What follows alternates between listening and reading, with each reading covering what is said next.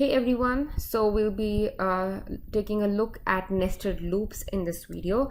So nested loops is basically when you combine a couple of loops together. So this is an example of two for loops. So here, so remember that R will read all of your lines sequentially. So first it will come here. So value of I will be 1. Then we'll come to the second line. Value of j will be 5. It will print I is equal to value of I, which is 1. J is equal to value of j, which is 5. It will come to the bracket. It will realize that this for loop that it needs to go back. So it will go back to this inner for loop. So one thing to keep in mind is it starts with the outer for loop. So I is 1. Then it will finish this inner for loop. Once this for loop is over, it will go back to the outer loop. Then I will be set to 2. Then it will again, for I equal to 2, it will run this whole inner for loop again. Then it will set I is equal to 3. It will run this whole inside for loop again. And finally, when I is 3 is done, that's when both of these for loops will be over. So you can see I printed the output here. It will give you an idea of it will give you an idea of the sequence in which these lines are running. So I is equal to 1. So j is 5. So it will print I is 1, j is 5. You can see that here. Then it will go back to the inner loop. Remember, the inner loop completes first. So j is 6. So it will print I is 1, j is 6. Then it will go back here. J is 7. It will, so you see I is 1, j is 7. So after j is 7, then that means this inner for loop is complete. It will jump to the outer loop. I will now take value 2. So you can see I has value 2. And then it will iterate through values 5, 6, and 7 for j. So you can see it here. So I takes value 2. This is the first time it's taking this value. So I is 2, j is 5. I is 2, j is 6. I is 2, j is 7. So that means this is where it has completed the inner for loop. It will jump back to the outer for loop. So you can see that I is now taking value 3. And again, j will iterate through 5, 6, and 7. And this is when your for loop is over. So what will be the value of sum in this code? So again, first R will read this line. So sum is 0. It will come here. I will have value 1. It will come here. Sum is 0 again. It will come here. J has value 1. It will run through this. So sum will be updated to sum plus 1. So sum has value 1. It will go back. J will have value 2. It will come back to this line. Sum is sum plus j. So sum is 1 plus 2, which is 3. Great. So this inner for loop is over. It will jump back to this loop again. So I has value 2. Sum is reset to 0. It's important to remember that sum is being reset here. Okay. So sum is 0. So j is going to again run through 1 and 2. So value of sum at the end of this for loop is going to be 3.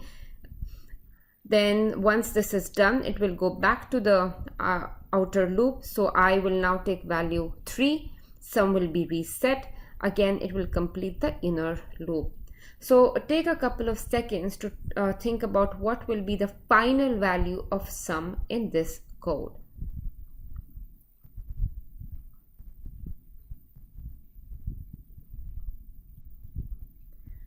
So yep, so the final value of sum is 3. Right, and that's because its value is being reset here every time. So every time you finish this for loop, the end value of sum is 3, and that is also the final value. So it's important to carefully run through this and follow the order in which R would execute this code. So this is just another example. So all I did here is shifted sum is equal to 0 from outside this for loop to this inside part. So again, sum is 0. I will have value 5. It will finish running this inner loop. So j will take value 1. Sum is 0. Sum is 0 plus 1, that's 1. It will go back here. J will take value 2. sum is 0 again. So sum is being reset right. The value of sum is being reset right here. Sum is sum plus j, so that's 0 plus 2 is 2. This loop is over. It will go back. I will be 6. It will run through this entire inner loop again. The value of sum at the end of this inner loop will be 2. It will go, once this is done, it will go back, and so on. It will continue. So I takes too many values, right? 5 to 15, that's 10 values. I won't walk through all of these, but can you guess, right? Can you guess what the final value of sum will be? So it's enough to track this code for a couple of iterations to get an idea of what the final value is going to look like. So pause the video, try to think about it, and see if you can guess, or not guess, if you can determine what the final value of sum is going to be. That's right, it's going to be 2, right? Because it doesn't matter how many times you iterate through I, right? Because you're always resetting the sum to 0 inside the second for loop, and the final value of j is 2. So essentially sum is going to take value 2. So even if you run this loop, outer loop, like hundreds of times, the value of sum is not going to change. So typically we'll be using not more than 2 for loops, and usually we'll use for loops because we'll be working with matrices. So matrices is rows and columns. So if you want to access each element, right, so either we can go row wise, right? So we can start with row 1 and go through each element in the row, or column wise and go through each element in the column. So you can see why 2 for loops can be used to access all of these elements. Again, it's not a good idea to use multiple loops. They should be avoided whenever possible. This is only for demonstration.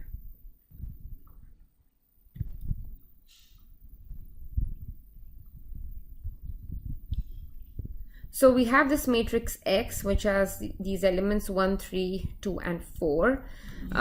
So this code here basically calculates the sum of all of the elements in this matrix. So I have a for loop R, right? So R goes from all of the rows in the matrices, and the C, the second for loop, will go through all of the columns. So R will take values 1 to 2, C will take values 1 to 2 again, right? So R is 1, so C will take value 1, and sum is sum plus, now X 1 1, so X 1 1 is this guy, so sum will take value 1, then it will go back here. C is changed to now, to 2, so the sum will be 1 plus this element. So X 1 2, so what is X 1 2? So the first element is for row, so first row and second column, so that's 3.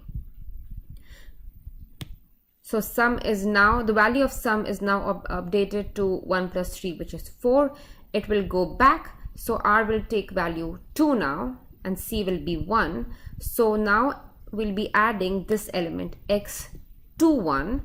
So that means second row, first column, which is 2.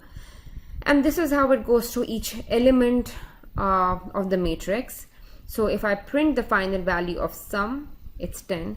Remember, there is this inbuilt function in R called sum x. So this also does exactly that. It calculates the sum of all of the elements inside the matrix. And you can see that the two values match, which basically means that my code is running correctly. So a lot of times I will ask you to write codes to execute certain exercises, certain things, and it's possible that there already exist inbuilt functions in R that can do the job.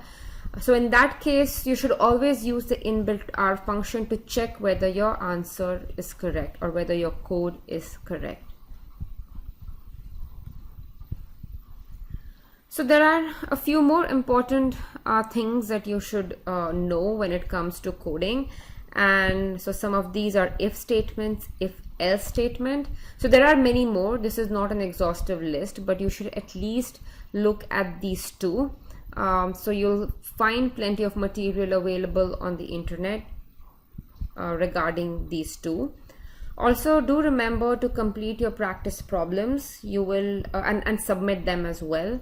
You will not be able to access further material without submitting these practice problems.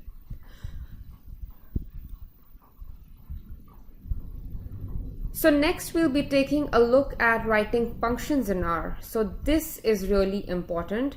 So we'll be learning a lot of new concepts like say principal component analysis. So we will write our own functions that can execute these concepts. So writing functions is very, very important.